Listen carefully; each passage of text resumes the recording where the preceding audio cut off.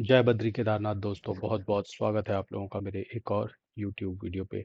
तो दोस्तों, इससे पहले कि हम इस वीडियो को शुरू करें, आपकी जानकारी के लिए बता दूं कि मैं AMFI registered mutual fund distributor हूं और इस वीडियो में दी गई जानकारी केवल एजुकेशन पर्पस के लिए है।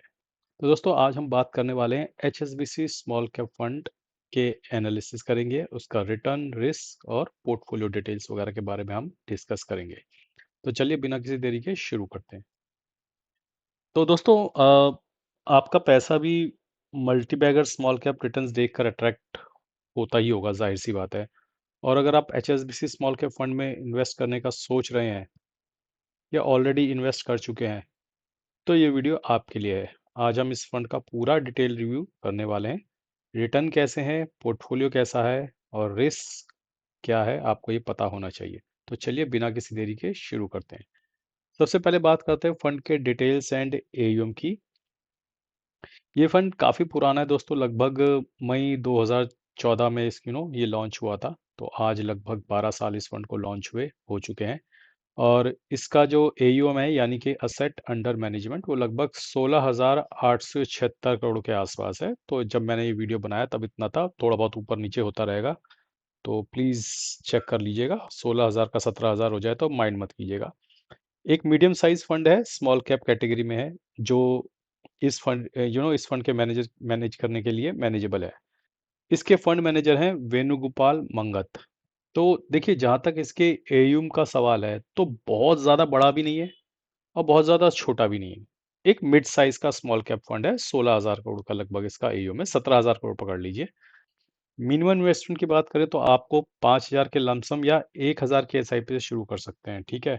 तो मिनिमम SIP अमाउंट इसमें 1,000 का है और ये चेंज होता रहता है, ठीक है। तो इट्स ऑल नॉट ऑलवेज कि 1,000 ही रहेगा, कभी कभी वो चेंज करके 500 भी कर देते हैं, कभी दोबारा बढ़ा के 1,000 भी कर देते हैं।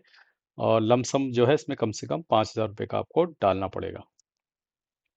अब बात करते हैं सबसे इंपॉर्टेंट चीज़ की, कि इसका एक्सपेंस रेशियो और एग्जिट लोड क्या है। अगर इसके एक्सपेंस रेशियो की बात की जाए तो वह है 0.56%, जो कि बहुत डिसेंट है। आई थिंक स्मॉल कैप्स का ऑन एन एवरेज 0.5 टू 0.7 के बीच में ही एक्सपेंस रेशियो होता है। तो ये कंपैरेटिवली थोड़ा सा मिड टू लोअर रेंज में ही है, बहुत हाई रेंज में नहीं है। और एग्जिट लोड, जो कि आपको हमेशा ध्यान रखना चाहिए कि अगर आपने 1 साल से पहले यूनिट्स बेची तो आपको 1% ऑफ योर वैल्यू, जो भी आपके फंड की वैल्यू होगी उसका 1% आपको एग्जिट लोड देना पड़ेगा।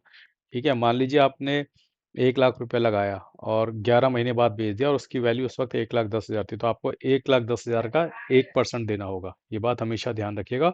एग्जिट लोड बहुत ज़बरदस्त तरीके से आपके प्रॉफिट को कम करता है, इस पे फोकस किया कीजिए। लोग इसे इग्नोर करते हैं, लेकिन इसको फोकस किया कीजिए।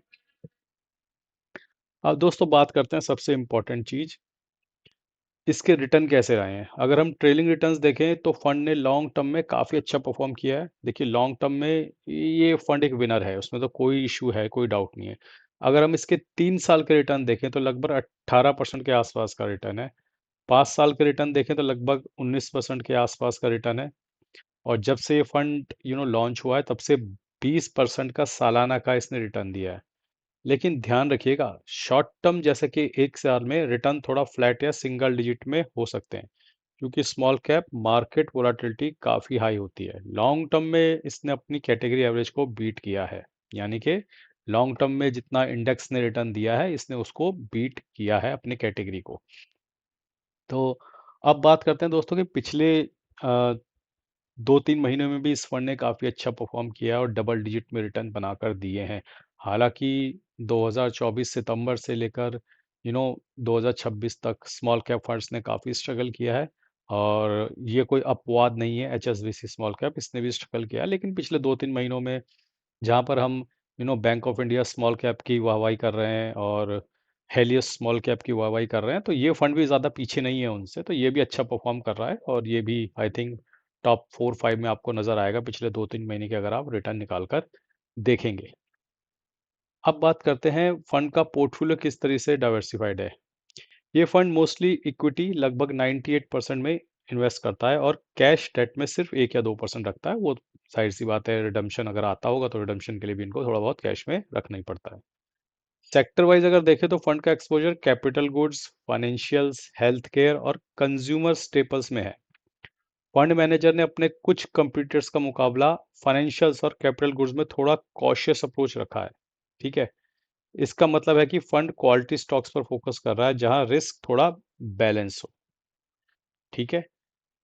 अब सबसे इंपॉर्टेंट पार्ट, क्या ये फंड आपके लिए है या नहीं है। देखिए, स्मॉल कैप फंड सबसे ज़्यादा रिस्की होते हैं, ये कोई छुपी हुई बात तो है नहीं, तो जग जाहिर है। अगर मार्केट में करेक्शन आता है, जैसा कि 2024 के बाद कुछ स्मॉल कैप में देखा गया, तो ये फंड सबसे ज़्यादा गिरते भी हैं, और एचएसबीसी स्मॉल कैप कोई अपवाद नहीं है यहाँ पे भी। अब ये किसके लिए सुटेबल है? सिर्फ उन्हीं लोगों को इस फंड में इन्वेस्ट करना चाहिए जिनका इन्वेस्टमेंट होराइजन एटलीस्ट 5-7 साल से ऊपर का है। आई वुड सजेस्ट कि 7 रखोगे तो और बढ़िया है। अगर आपको 1 या 2 साल 3 साल में पैसे चाहिए तो स्मॉल कैप से बिल्कुल दूर रहिए, ये आपके लिए नहीं है। आपको किसी और फंड्स में जाना चाहिए, फिक्स डिपॉजिट में जाना चाहिए, उनमें वॉलेटिलिटी नहीं रहती है। तो ये बात होगी कि किसको निवेश करना चाहिए। तो दोस्तों, ओवरऑल वर्डिक्ट क्या है एचएसबीसी स्मॉल कैप फंड का? एक डिसेंट और लॉन्ग स्टैंडिंग फंड है। ठीक है, उन इन्वेस्टर के लिए जिनका स्मॉल कैप का एक्सपोजर चाहिए और उनका नजरिया लंबे समय का है। ठीक है, नजरिया एटलीस्ट 7 साल से ऊपर का होगा तो ही इस फंड में निवेश करना है, अदरवाइज नहीं करना। एक्सपेंस रेशियो जो है काफी रीजनेबल है। लेकिन आप एक बात हमेशा याद रखिएगा कि स्मॉल कैप में रिस्क हाई होता है, इसलिए एसआईपी के जरिए इन्वेस्ट करना सबसे बेस्ट तरीका है। ठीक है। आप गोल्ड में डालते हैं या लार्ज कैप में डालते हैं, वहाँ पे लमसम डल सकता है, लेकिन स्मॉल कैप और मिड कैप, इन दो कैटेगरीज में हमेशा आपको एसआईपी के जरिए ही निवेश करना चाहिए। तो दोस्तों, अगर आपको ये वीडियो अच्छा लगा तो लाइक शेयर सब्सक्राइब कीजिएगा और हाइप बटन दबाना मत भूलिएगा। आपकी जानकारी के लिए बता दूं कि मैं MPhil registered mutual fund distributor हूं। म्यूचुअल फंड एडवाइजरी और मेरे साथ जुड़ने के लिए आप मुझे व्हाट्सएप या ईमेल कर सकते हैं। मेरा व्हाट्सएप और ईमेल आईडी कमेंट और डिस्क्रिप्शन में ऑलरेडी दिया हुआ है। तो दोस्तों, अगर आप मुझे मॉनेटरीली सपोर्ट करना चाहते हैं, तो अगर आप अपने मोबाइल स्क्रीन पर टैप करेंगे तो लेफ्ट साइड बॉटम पे आपको फ्लिपकार्ट के लिंक नजर आएंगे। उन फ्लिपकार्ट के लिंक पे एंटर करके आप जो मर्जी चाहे शॉपिंग कर सकते हैं फ्लिपकार्ट से। अगर आपको कोई शॉपिंग करनी हो तो वहां से आप शॉपिंग कर सकते हैं। उस तरीके से आपके भाई को एक मॉनेटरी बेनिफिट मिलेगा और आपके ऊपर 1 रुपए का भी अतिरिक्त दबाव नहीं पड़ेगा। आज के लिए बस इतना ही। धन्यवाद। Goodbye. जय बद्री केदार।